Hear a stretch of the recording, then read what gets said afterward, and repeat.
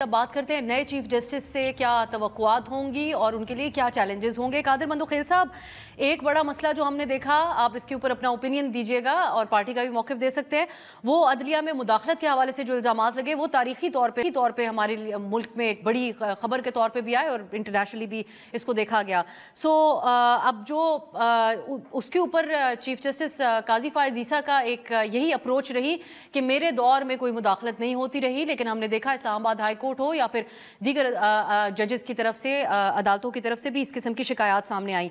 आप समझते हैं कि ये मसला भी उनको एड्रेस करना होगा या उनकी तरजीहात क्या होनी चाहिए आपकी नज़र में मंदोखेल साहब? देखिए, मैं ये समझ रहा हूँ कि जो आईनी बेंच बनेगा ना, तो सियासी केस सारे उधर चले जाएंगे, चाहे 200 हो या 15,000 हो, वो एक चीज जाएगा। बाकी जो हर कोई ये जो सोच रहे कि अदलिया में मुदाखलत की, अदलिया में मुदाखलत नहीं की है, बल्कि अदलिया जो किसी को नहीं मानते थे, अदलिया जो किसी को जवाब देनी थी, अदलिया जो खुद ही मुनसिफ, खुद ही कातिल, खुद ही गवाह, खुद ही वो क्या कहते हैं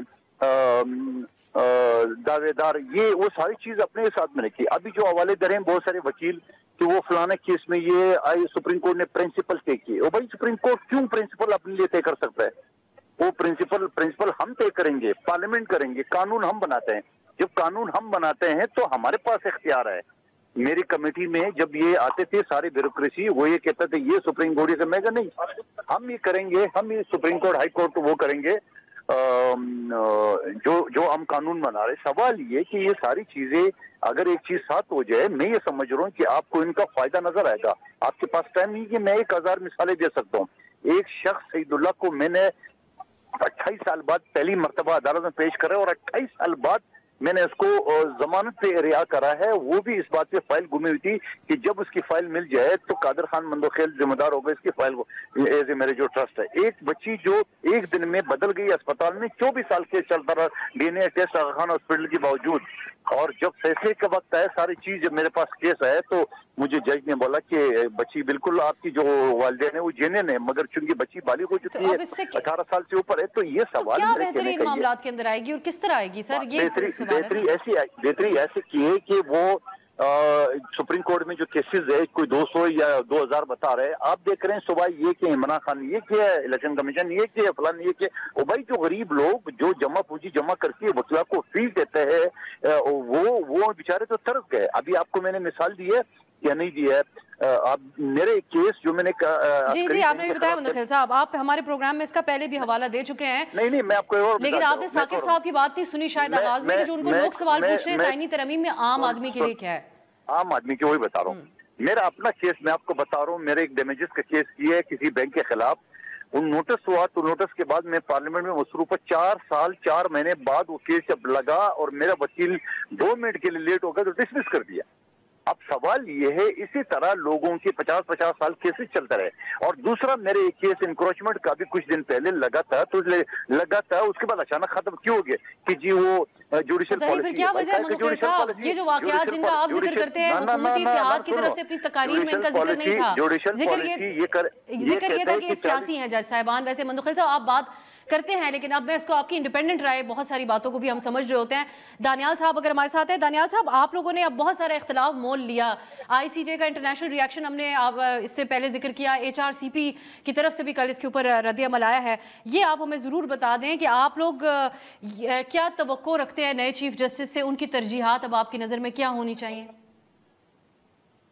देखिए, चीफ जस्टिस की सबसे इम्पोर्टेंट अटमोस्ट प्रायोरिटी जो है वो ये है कि जो बैकलॉग है, ये जो तमाम जो प्रोसेस हो रहा है, सबसे जो बड़ा प्रिंसिपल एड्रेस किया जा रहा है या करना चाह रहे थे, वो जो हजारों केसेस जो बैकलॉग है वो एड्रेस किए जाए।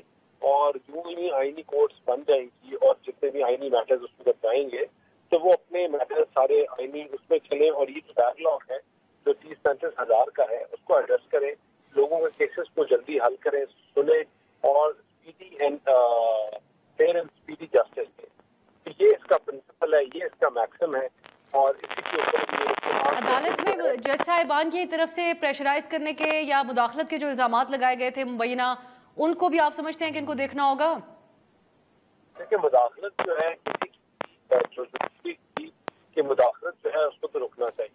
तो पार्लियामान के मैटर्स में इंटरफेरेंस होगी, پارلیمان سے اس چیز کے اوپر انٹرفیئرنس ہو گئی، جو اور جو ان چیزوں سے بالکل اس کو بھی دیکھنا چاہیے اور دیکھیں گے آئی تھنک.